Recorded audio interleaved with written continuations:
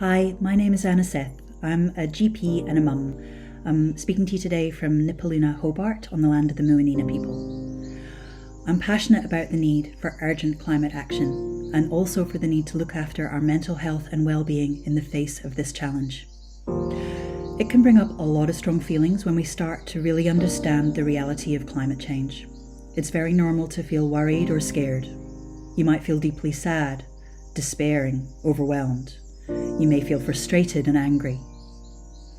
You might even feel that the situation is hopeless and nothing you or anyone else can do can change that. All of this is understandable. The situation is serious and urgent. A lot of terrible things have happened and continue to happen to lead us to this place.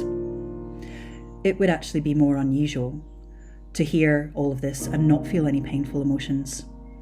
I'm certainly not here to tell you that what you're feeling is wrong. I'm not here to tell you not to worry or not to be angry. I'm here to say that I feel that way too, as do literally millions of people around the world. You're never alone with this. The challenge is, how do we find the courage to do what's right in the face of all this? Not to just switch off, turn away, and hope that it'll somehow work out for the best, or just decide that it's a lost cause and give up. How do we keep going when we meet resistance or what can seem like willful ignorance, unchecked greed, or just plain lack of respect for humanity and the planet? How do we hold on to hope when the future is far from certain? It isn't easy, but here you are.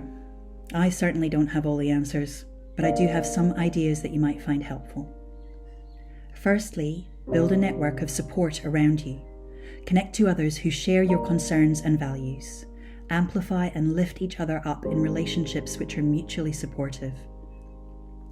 Talk to the people in your life about why acting on climate change is so important to you, and ask them to support you. If they can't or won't support you, then try to find people who can. Remember that you can talk to your GP, school counsellor, or any mental health professional about this too. Secondly, get personal with nature. We've developed this weird idea that we're somehow separate from nature. Lots of aspects of our lives maintain this illusion, though Indigenous cultures around the world have never lost sight of our connection to this whole shared life of the planet. It's a deep connection we can feel in our heart if we're willing to tune into it. Take a moment today to go outside and pause. Breathe in, breathe out, feel the breeze on your skin, feel the ground beneath your feet. There is no separation. We are part of this great web of life we are striving to protect. In fact, we are entirely dependent on it. When we take action to look after Earth, we also nurture ourselves. And when we take the time to look after our own well-being, we also care for Earth. Care for self is care for planet, and vice versa.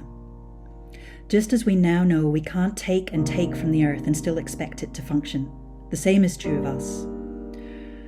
As we work together to build a sustainable world around us, let's also build that inside of us. Refuse to get used up and worn out like so many of the Earth's resources. Take rest when you need it. Switch off when you need a break. Nothing in nature is on the go all the time. Show the same compassion to yourself that you do for the world. Be deeply grateful to Earth and all it provides for you. And likewise, acknowledge every action you take, no matter how small, that goes towards making the world a better, kinder place. Thirdly, it helps to see the big picture.